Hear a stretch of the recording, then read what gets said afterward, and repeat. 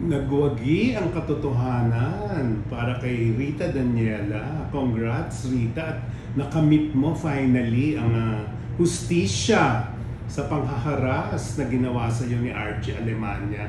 It's all over now, yung news, nandyan na lahat na nahusgahan na ng husgado at makukulong si Archie Alemania ng 1 taon. So sabi nga nila, bakit 1 taon lang? Diba? Pero malay nyo naman.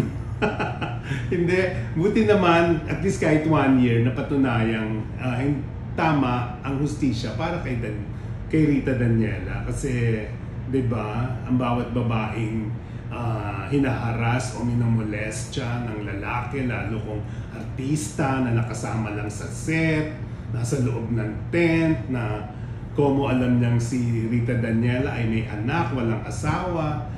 Akala niya lahat ng babae ganun, pumalag. So buti naman makukulong siya at praise God for Rita Daniela. Talagang nasa kanya ang hustisya.